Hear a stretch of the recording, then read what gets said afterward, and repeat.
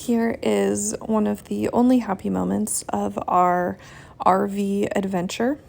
I am going to walk you through it. It has taken me months to make because, as you can see, it was a horrible trip. I will go through and show you the RV as I kind of talk about the trip.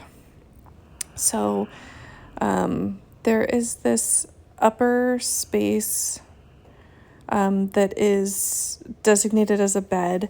It says it could fit 2 people. It would have to be 2 kids. It's really uncomfortable. There's a very hard kind of bar from where you put that cover in. The actual car itself drove nicely. My husband said it was a really nice drive. The company that we rented from was the worst customer service and experience I've ever had in my life, and everyone that we dealt with, from the tow truck drivers to the maintenance people, agreed that they are quite atrocious. So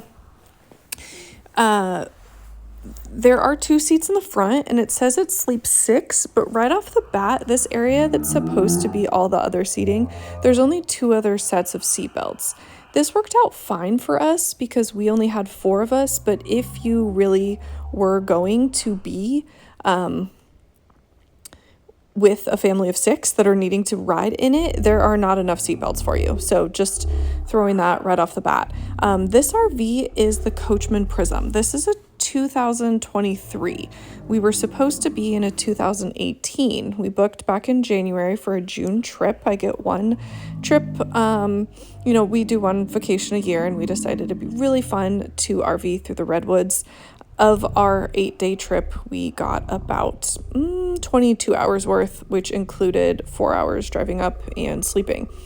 I'm showing you storage along the side, and I'll kind of walk through the whole RV, and you can just watch and see all of the storage and all of the space in the RV.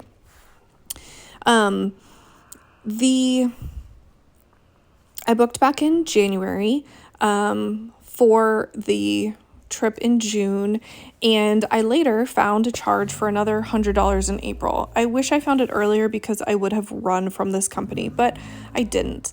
And basically what happened was the RV that we booked was no longer in their fleet, and so they changed us to another RV.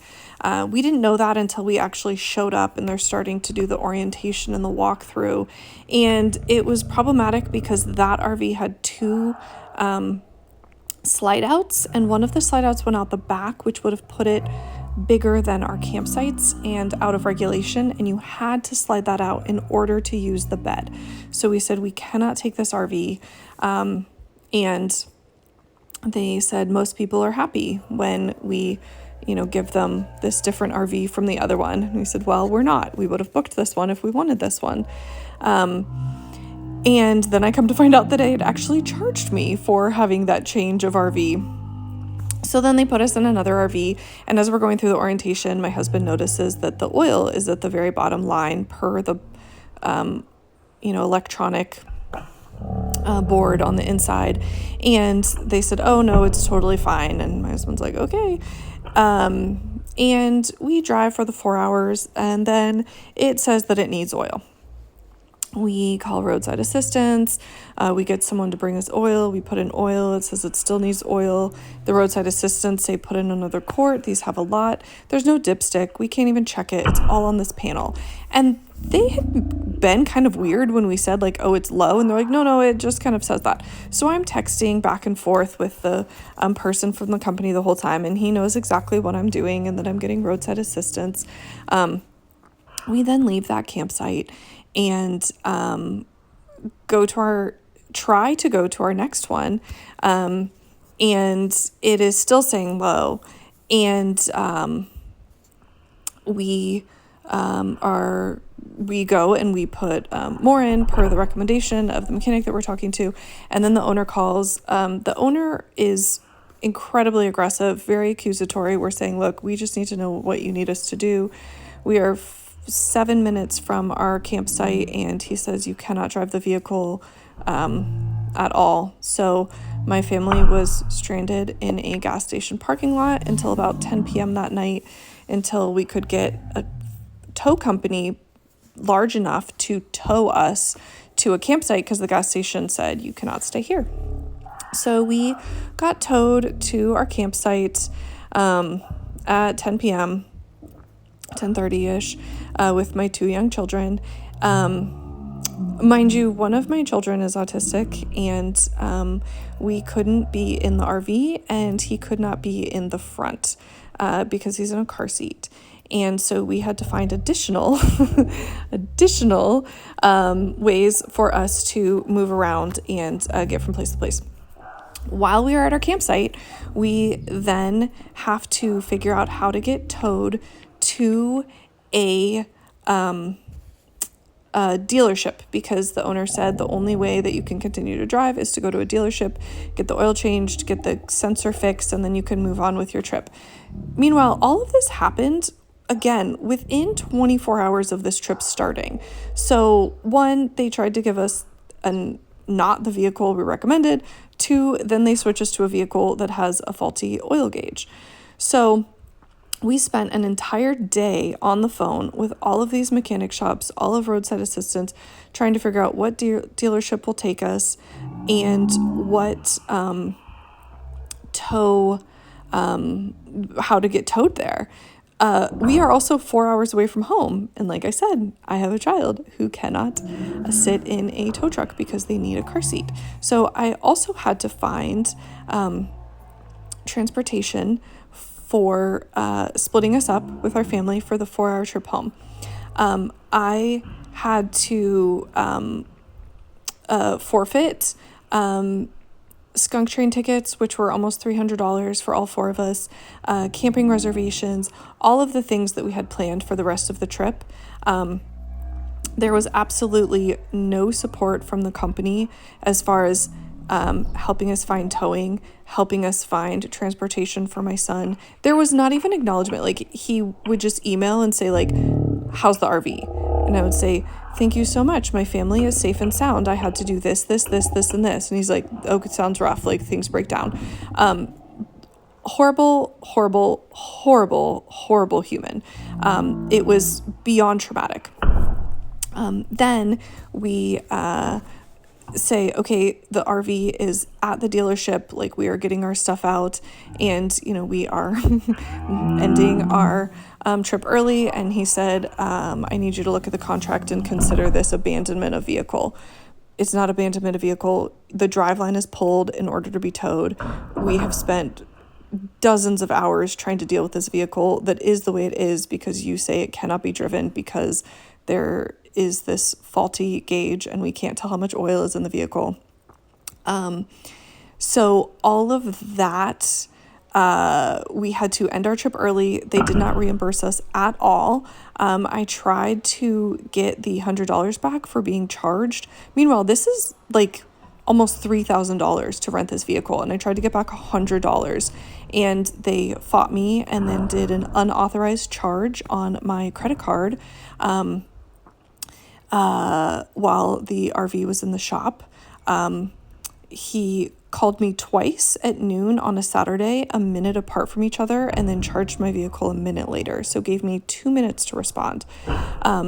I honestly am shaking thinking about even putting this review up, but the only reason why I am is because I saw a Live to RV coming down the street in my neighborhood, and I wanted to pull over and vomit. This was the worst one, hands down the worst vacation I have ever. I cannot believe I used PTO for this. It was beyond horrendous.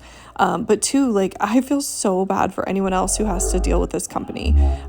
It was unreal how painful it was from the moment we arrived to pick up our RV, and weeks and almost months beyond when we had to get it towed to a dealership and deal with all that. So my entire trip was ruined.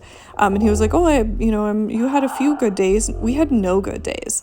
My kids are upset. They see me crying. Every time the owner called me, I ended in tears. My kids are seeing me sob. And the owner knows this and was witnessing this, and had no remorse, no sympathy, was just so cold. And so this was really, really unfortunate. And I hope that if anyone else runs from this company, they when I talked with, they go through Outdoorsy, and his email address comes from Outdoorsy. So I called Outdoorsy and I was like, hey, are you associated at all? And they said, no, it's separate. And they said, but if you booked the same RV through Outdoorsy, like, we would be able to support you. Like, Outdoorsy would be able to support you. Cause I was like, he's not doing this. He's not helping with this. Like, where he's telling me this. And they're like, that is absolutely insane, but we can't do anything because you booked through him and not through Outdoorsy. So if you do want to book through Live to RV, like, definitely go through Outdoorsy so you can have the Outdoorsy support, because this company will do absolutely nothing. So best of luck. I hope you don't. I am going to probably have to block his number from my phone because I'm afraid that he's going to continue harassments if this video gets to him, but I just feel like I have to put it out there. So here goes nothing. I will say I also have receipts for all that, so come at me. With this RV, back to the actual RV, the RV has really good storage. It was a good size fridge. It was a good size freezer. We were able to bring a bunch of food. We had plenty of food for the week. We didn't get to eat it because, you know, you heard the story. There was a bunch of storage over the back bed. I had a 15-inch like storage cubes that you saw that I used, and just had those up there just so it wasn't like free-for-all items hanging out. And it had, I wish the coat rack was something else. It had this huge closet and it was like meant for hangers, but you know, that would have been nice for like a bunch of more drawers. Like, drawers are just more functional. It was a bunch of cabinets, and cabinets are fine, but it means you have to have containers. And if you're renting, you don't necessarily have like the right size containers, but if you're buying, like, you absolutely would. The cooking, you have to have the generator on, and we were in places that we were not hooking up with generator, but we did use the microwave. We would turn the generator on for a few minutes at a time and heat some stuff. But the RV itself was, you know, like all RVs, like, there's a lot of fiberboard, like, it's just not made sturdily, but it's made fine. But, you know, everything's kind of on the cheap end, even in this like higher end, quote unquote, luxury RV. It's still, you can tell that with a few years wear, it would just be a little bit worn down.